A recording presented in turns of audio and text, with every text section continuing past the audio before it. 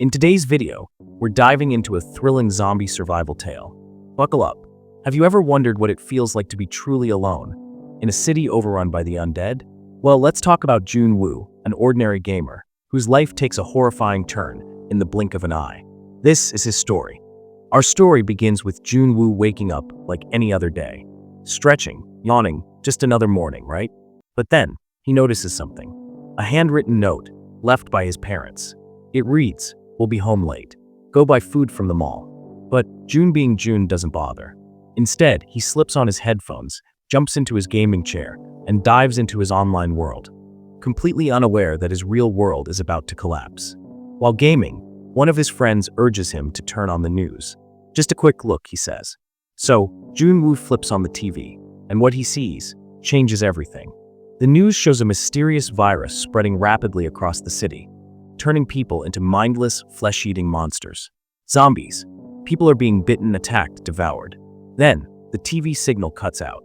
At that very moment, his phone buzzes. A government emergency alert flashes on the screen. One look at it, and fear takes over. Jun Woo stumbles to the window, and what he sees? Hell on earth. Zombies everywhere, chasing people, attacking anyone they see. Screams echo through the streets. It's no longer just a warning. It's here. It's real. Suddenly, he hears a noise coming from inside the building. He opens his front door cautiously. That's when his neighbor, Sang, barges in, begging to use the bathroom. Jun Woo's stunned, unsure, but lets him in. Moments later, Sang steps out. But there it is, a bite mark on his hand. Before Jun can even react, Sang starts transforming. His eyes lose life, his body twitches violently. And then he lunges at Jun Woo. A brutal struggle breaks out. Jun, panicking, somehow manages to push Sang out and slam the door shut. He doesn't stop there. He drags a massive fridge in front of the door, blocking any possible entry. His hands are shaking, his breathing heavy. It's only been a few hours, and he's already fighting for his life. Desperate to connect, he tries calling his parents, no luck. Then a voicemail. His mother's voice. She tells him they're okay, but can't return. That he must survive. Stay safe. Jun clings to that message. He writes "I'm alive" on a sticky note and places it gently on a photo of his family, a symbol of hope. The next day, he creates a makeshift rescue sign, holds it up, snaps a picture, and uploads it online, praying someone sees it. He uses his drone to scout nearby buildings, but everywhere he looks, more zombies. No life. No help. To make things worse, his phone dies. The internet goes down. And just like that, his only connection to the outside world is gone. One night, an alarm goes off nearby. Looking out, Jun spots a police officer shooting at the zombies until he runs out of bullets. Jun yells, trying to distract the horde. It works, kind of, but the officer is overwhelmed. Jun watches helplessly as he's dragged away and eaten. Suddenly, a zombie enters Jun's apartment. Jun rushes to the balcony, climbs over the edge, hanging by the railing. The zombie charges, misses, falls, dead. Jun survives barely. But reality sets in. He's running out of food and water and time. He records a heartbreaking video, confessing his fear.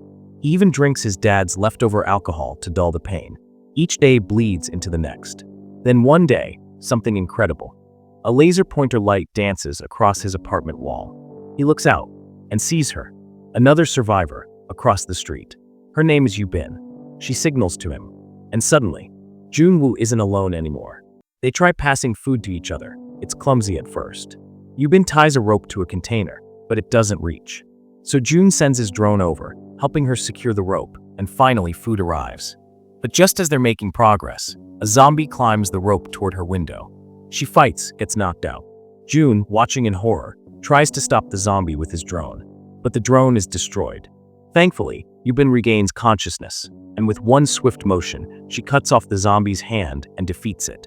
Jun sighs in relief. This bond between them becomes their lifeline. That night, Jun sneaks into a nearby flat to find food.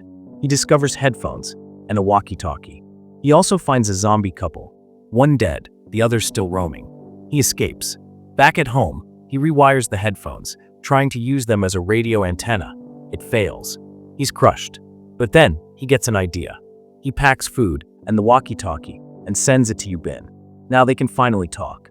They laugh, share stories, even cry together. Yubin reveals she once contemplated ending her life. Now she wants to survive. Together, they They start collecting rainwater, rationing supplies, and making plans. But peace never lasts long. One day, they hear strange noises. Zombies again. Yubin drops something. The sound alerts the horde. To save her, June calls the apartment next to hers, drawing the zombies away. But they know now, staying put isn't safe anymore. They plan to escape to the 8th floor of June's building. It's clear. Yubin rappels down using ropes and fights zombies with an axe. She even finds a gun, but she's almost bitten until June shows up, shooting the zombie just in time.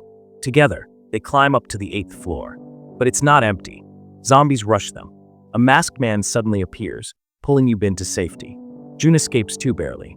The man offers them food, water, and claims a rescue team is coming. Sounds too good to be true, because it is. June collapses, he'd been drugged. Yubin. She's tied up. The masked man had a zombie wife, and he was keeping her alive by feeding her other survivors.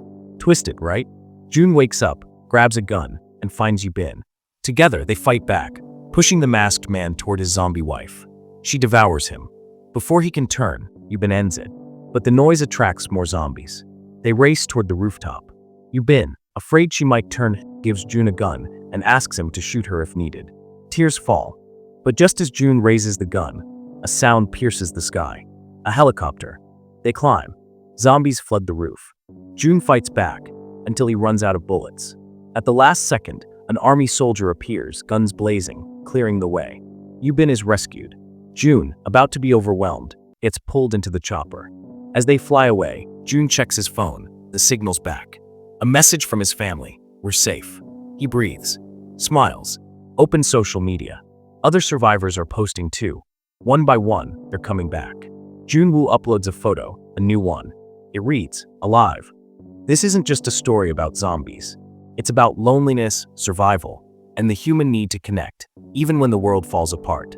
If you liked this explanation, don't forget to like, comment, and subscribe for more such deep dives into cinema's most thrilling tales. Until next time, stay safe and stay human.